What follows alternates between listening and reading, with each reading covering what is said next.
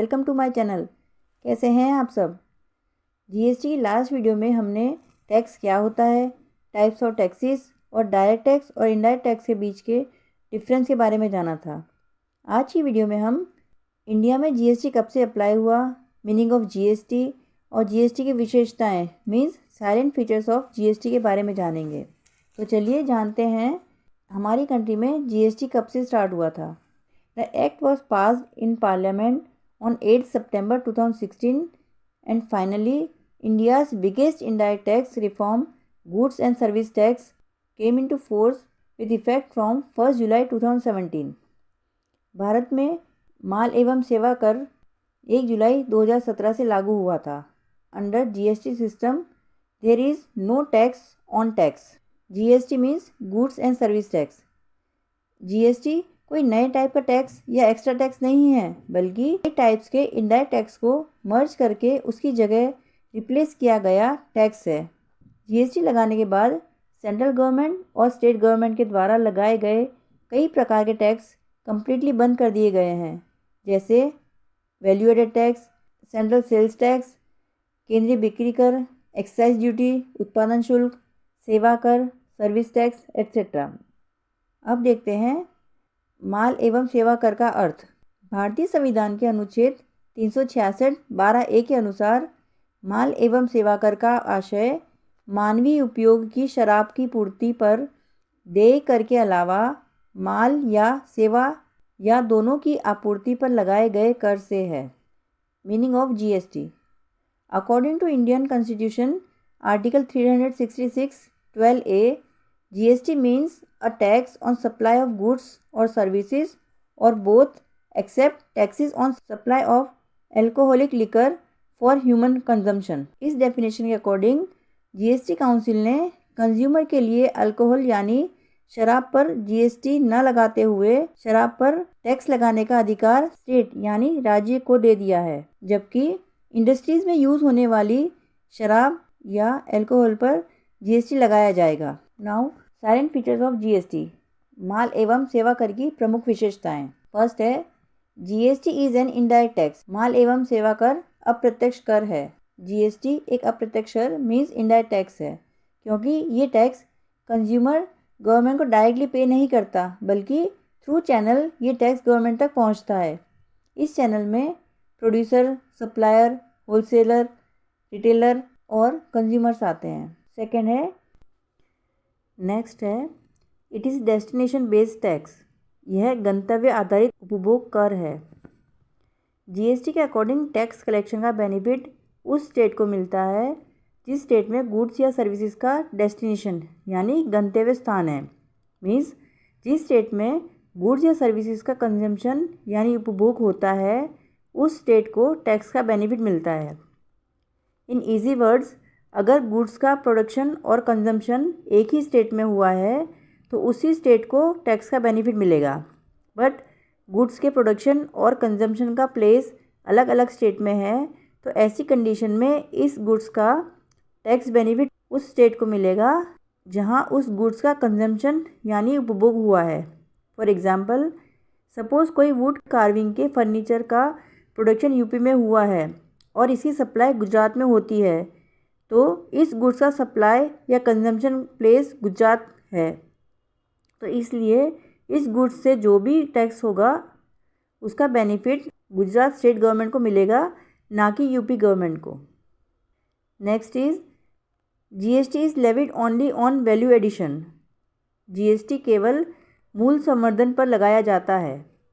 Goods and service tax goods या service की होने वाली सप्लाई की वैल्यू एडिशन पर ही लगाया जाता है। फॉर एग्ज़ाम्पल, सपोज़ एक बिजनेसमैन ने 10,000 रुपीज़ का गुड्स परचेज़ किया और उस पर 18% जीएसटी पे करता है, तो वो बिजनेसमैन अपनी कॉस्ट में वो टैक्स के 1800 रुपीज़ ऐड नहीं करेगा। अब अगर वो बिजनेसमैन उस गुड्स पर 2,000 रुपीज़ का एक्सपेंस करके और अपने 500 रुपीज़ प्रॉफिट के ऐड करके 12,500 में कस्टमर को सेल कर देता है, तो वो कस्टमर 12,500 का 18% मीन्स 2,250 का गुड्स एंड सर्विस टैक्स पे करेगा।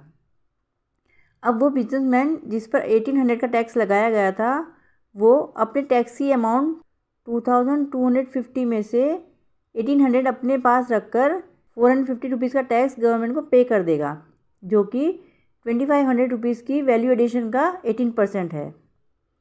मीन्स जीएसटी में टैक्स ऑन टैक्स नहीं लगाया जाता। Next is dual GST model, दोहरी प्रणाली।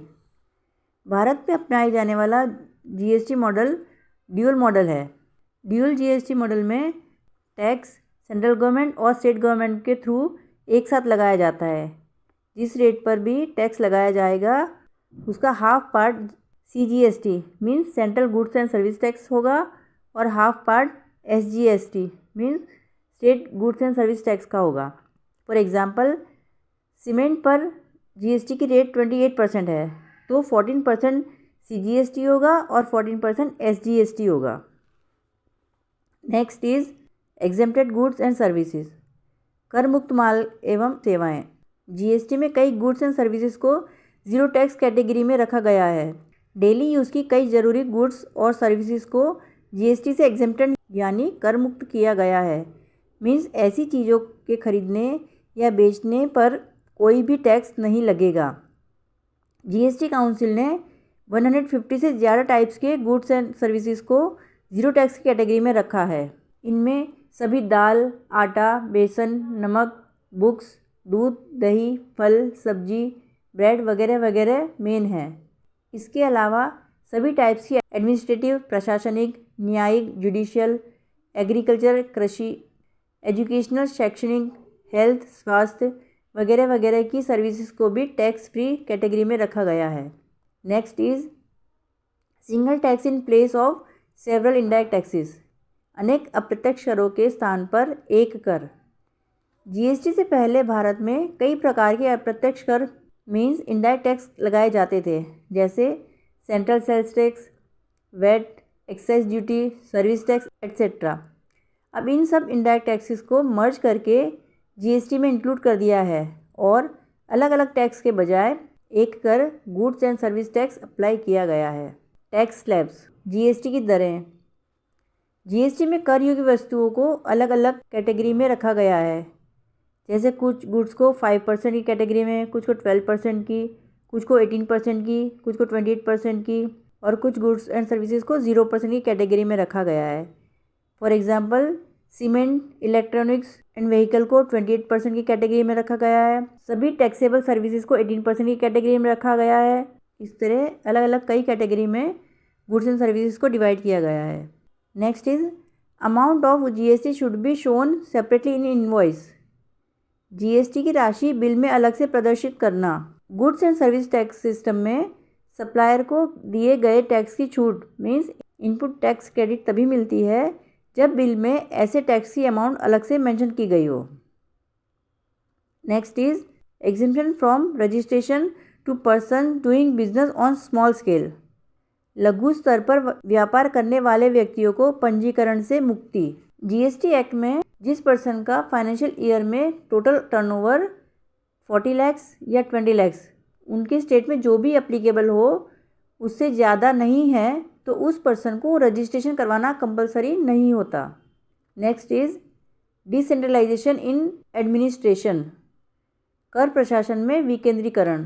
केंद्रीय माल एवं सेवा कर, central goods and service tax और एकीकृत माल सेवा कर integrated goods and service tax का एडमिनिस्ट्रेशन सेंट्रल गवर्नमेंट करेगी और राज्य माल एवं सेवा कर state goods and service tax और संघीय प्रदेश माल एवं सेवा कर union territory goods and service tax का एडमिनिस्ट्रेशन रिलेटेड स्टेट गवर्नमेंट या यूनियन टेरिटरी गवर्नमेंट करेगी। नेक्स्ट इज सेल्फ असेसमेंट, स्वतः कर निर्धारण। Goods and service tax system का एक मेन फीचर यह भी है कि इसमें सेल्फ असेसमेंट भी कर सकते हैं। जो भी पर्सन ड्यू डेट तक रिटर्न ऑफ सप्लाई रेडी करके प्रेजेंट कर देते हैं उन्हें असेसमेंट के लिए टैक्स डिपार्टमेंट में जाने की ज़रूरत नहीं होती है। ऑथोराइज पर्सन उस प्रेजेंट स्टेटमेंट को सर्टिफाई करेगा और अगर उसमें कोई फॉल्ट या कमी पाई जाती है तो करेक्शन करने के लिए रिलेटेड पर्सन को इन्फॉर्म किया जाता है। लास्ट है provision regarding penalty, prosecution and appeal. अर्थदंड, सजा एवं अपील के प्रावधान। किसी भी सिस्टम को चलाने और उसे सक्सेसफुल और इफ़ेक्टिव बनाने के लिए रूल्स एंड रेगुलेशंस फॉलो करने होते हैं। अगर कोई इन रूल्स को फॉलो नहीं करता, उनको ब्रेक करता है या चीट करता है तो उसके लिए goods and service tax act में पेनल्टी और अपील का प्रोविज़न भी है और टैक्स पेयर को जस्टिस मिल सके उसके लिए अपील करने का सिस्टम भी है। So guys, it is enough for today. We will meet in our next meeting. Till then, good bye, take care and be happy. Thank you.